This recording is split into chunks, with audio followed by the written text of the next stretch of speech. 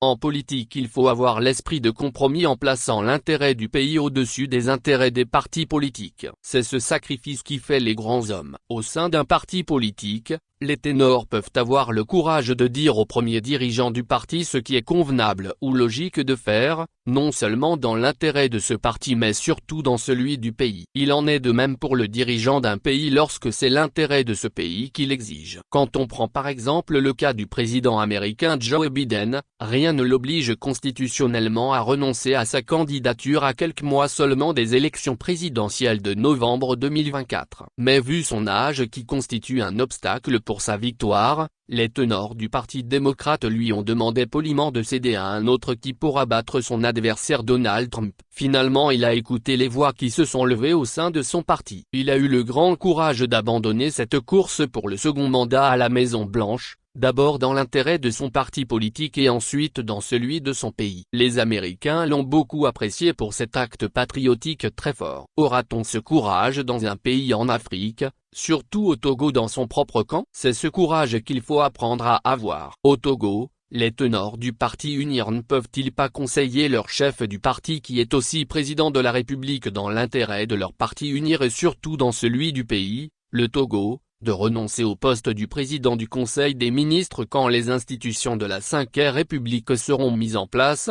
Je dis ceci par rapport à la nouvelle constitution qui régira désormais le pays après la période de transition. Personnellement je ne suis pas contre le régime parlementaire. D'ailleurs, je suis un grand partisan du système parlementaire. Je suis le premier même à le suggérer au président de la République en mars 2015 à la veille des élections présidentielles de 2015 car je connais les vertus du système parlementaire en Allemagne et je l'ai souhaité pour mon pays d'origine. Malheureusement cela n'était pas pris en compte. Mais si aujourd'hui en 2024, c'est-à-dire 9 ans après, à ma grande surprise, ce système parlementaire est adopté par une nouvelle constitution, je ne peux que m'en réjouir. Mais ce que moi, je condamne, ce sont les procédés peu démocratiques par lesquels il a été mis en place et non le régime parlementaire lui-même. C'est autour de son fonctionnement que j'aimerais que les compromis de part et d'autre soient trouvés. Maintenant que c'est mis en place, seulement j'aurais souhaité que ceux qui exigent son abandon, changent de stratégie pour arracher un compromis en exigeant que le chef de l'État abandonne son désir pour le poste du président du Conseil des ministres pour prendre le poste du président de la République avec les pouvoirs honorifiques. Ce serait un compromis à faire de part et d'autre. Après tout,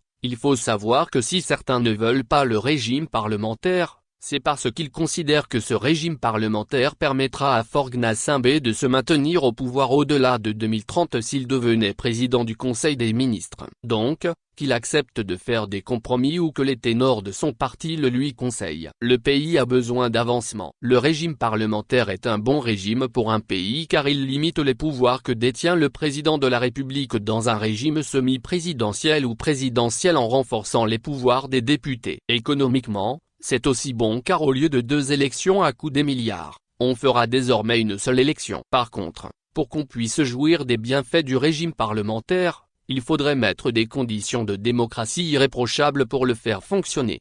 Par exemple, il faut que de nouvelles élections législatives soient organisées sous cette nouvelle constitution car l'autre a été faite sous le régime semi-présidentiel. Les députés actuels ne sont pas des députés de la Ve République puisqu'ils sont issus des élections de la Constitution de 1992, et que surtout le président actuel de la République accepte de renoncer au poste du président du Conseil des ministres pour occuper le poste du président de la République avec les pouvoirs honorifiques. Bien évidemment si le parti UNIR arrivait en tête lors de ces nouvelles élections, ce serait un compromis pour faire avancer le pays. Mais si les partis d'opposition demandent d'abandonner ce régime parlementaire, ils n'auront pas gain de cause. Il ne faut pas se leurrer. Il faut être objectif. Tel que je connais ce régime, il ne va pas revenir en arrière. Seul un compromis va se trouver dans son mode de fonctionnement comme je l'ai suggéré plus haut afin qu'on puisse avancer et ce compromis est que le chef de l'État renonce au poste du président du Conseil des ministres. Le pays est très en retard dans tous les domaines. Il y a manque de bonne volonté. Les ténors du parti au pouvoir doivent accepter des compromis et placer l'intérêt du pays au-dessus de celui de leur parti politique. Il en est ainsi pour les partis d'opposition. Chacun doit mettre un peu de l'eau dans son vin. Surtout le parti au pouvoir.